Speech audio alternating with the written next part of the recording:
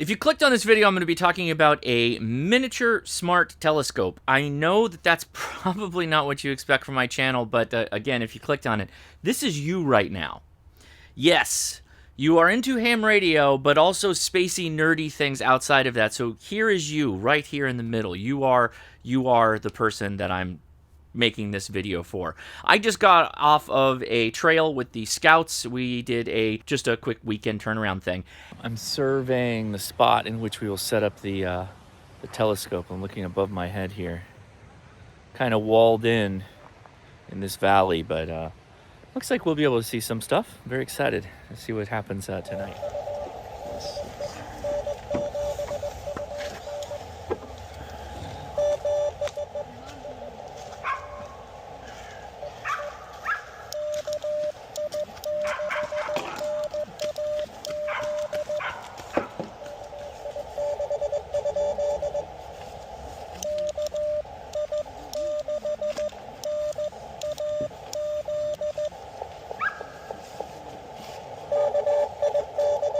It's kind of... Hold on.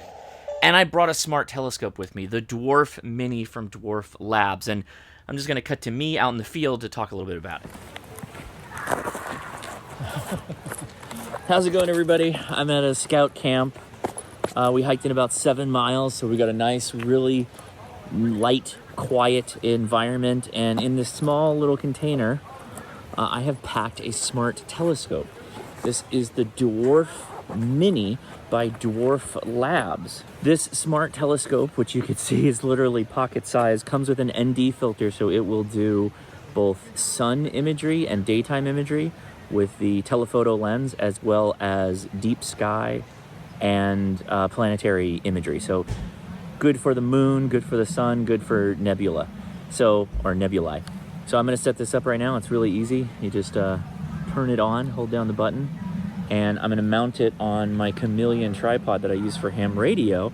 This is a fantastic dual purpose because it'll work with this camera mount that it has on the bottom. One of the cool things about the Dwarf Mini is you can just set it up, point it at the sky, use the companion app to set the target for what you're going to go after, and it'll take multiple images that it will stack and give you a really nice color photo for a very small size. It's kind of why I like it. It's I can go in the middle of nowhere, I can bring this along, and we can do a little astrophotography.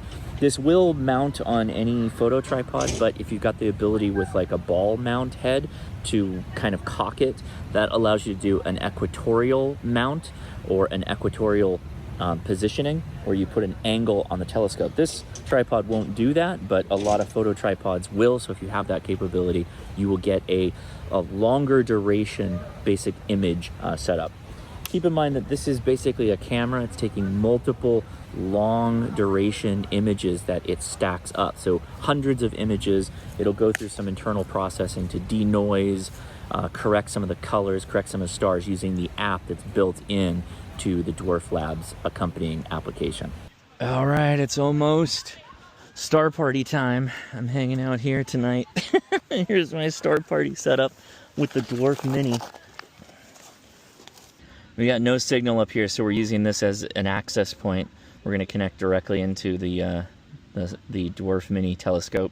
All right, so I'm back. I haven't processed my images yet. I took 100 stacks of the Crab Nebula, and I'd like to get that image off. So I'm going to start up my telescope. Yeah, and I'm going to put this down, and then I'm going to sync with my phone. So you're going to be able to watch this live with me while I do the pulling of the images.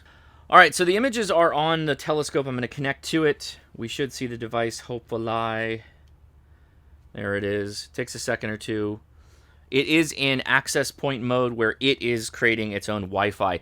I did find that when I was in the middle of nowhere, leaving it in access point mode was ideal because it needed to figure out where it was at star map wise, and it wasn't going to use the home network. I didn't want it to try and get on my home Wi-Fi, so I was just like, yeah, do your own thing. I'll connect to you. So anyway, here is I'm live connected to the telescope. I could click live and do telescopy things, but we're not going to do that. We're going to go straight to albums, and I'm pretty sure that one of these, yeah, I believe it's this guy. That's the Crab Nebula. But It's not really processed or anything. So I'm going to go to Stellar Studio. I'm going to click on my guy here. I would recommend that when you go out with your own telescope or whatever, that you do it on a night where there's not a lot of moon, because that reflected light, particularly onto clouds, and we had some striated clouds up in the mix there, would have reduced my image. We would have gotten a little bit more colors, more light, if there wasn't so much background illumination from the moon. All right, so I've started up the auto processing on it. It's going to go do its own thing on the back end here. You can see that this is the queue that it's working on. And so it uploads the image to its cloud processing. Again, I am new to all of this. This is literally just a backpack telescope that you can take with you everywhere. Set it up, take some cool images. If you have a clear sky and relatively low light pollution. Or you can just take pictures of the sun. If you're a ham radio operator, that's probably something you're interested in. Okay, let's see what the auto stack looks like. And yeah, we can go back to the original. There's the corrected, original, corrected. And sure enough, there is the Crab Nebula. At least I believe that's what we're looking at. Let's see what else we got here.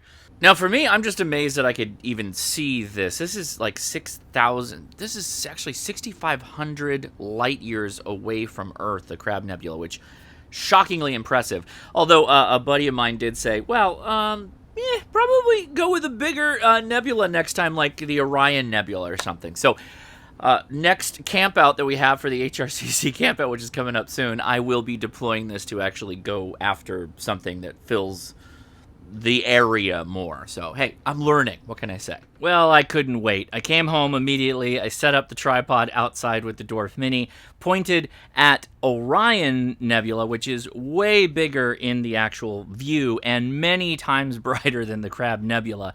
And yeah, the stacks of images were way brighter, way more impressive. I only can imagine what this looked like if I had done this while camping, backpacking, where the light pollution is much, much lower. I shot this in my front yard with security lights going on and off, sensor lights, etc. You can actually see a little piece of my roof there on the side in the wide angle, and this worked really well. It's incredibly impressive what I was capable of doing. FYI, if you are interested in a smart telescope, but maybe you can go bigger than my Dwarf Mini, then the larger size dwarf or the full size dwarf is a better way to go because your images will be even better. So yeah, there are my thoughts on that. If you get more into this, there are plenty of post-processing steps you can do for image editing and whatnot. I don't know how to do any of that yet, but I do know how to take that with me into dark locations where I am backpacking, picking something fun using the Dwarf app where I can just point it in an area and say, hey, show me what's good here. It'll give me some different targets that I can click on, and I can say, yeah, go check that out. Click it, and then it'll slew itself over there. Really, really easy. It's dead simple, so I wanted to make the video on it so you guys could check it out if you are so inclined. There will be a link in the video description. Yes, it is an affiliate code. This is not an inexpensive piece of kit, but it is truly a fun one that you can kind of just leave up and running for you POTA guys, for you the folks that go camping, go backpacking. This fits like almost seamlessly into your life, and it runs off of USB-C, so if you get it set up to take a deep stack or many, many images, then yeah, it's just a cool extra little fun thing you can do. If you are into some deep space imagery, this is something you might want to try. For some specs on this bad boy, this camera basically features two different lenses. There's a wide angle lens and then a 30mm telephoto lens. The focal length for the camera, at least the telephoto that you would use for deep sky images, is 150mm, and the aperture is 30mm. If you want a little bit bigger aperture, you would go with something like the Dwarf 3, which is also a bigger device, but if you're looking for that better imagery, you'd probably want to go that direction. It weighs about 1.8 pounds or 840 grams, and yeah, it's quite portable. Like this is the whole shebang right there. It does include an ND filter too that slaps into place, and it will tell you if you're trying to take a picture of the sun to go ahead and slap that on there, because you can damage this without that. Keep in mind for you ham radio guys, because this is something you might want to do. Anyway, I am Josh KI6NAZ. Thanks for watching, and I'll talk to you later. 73.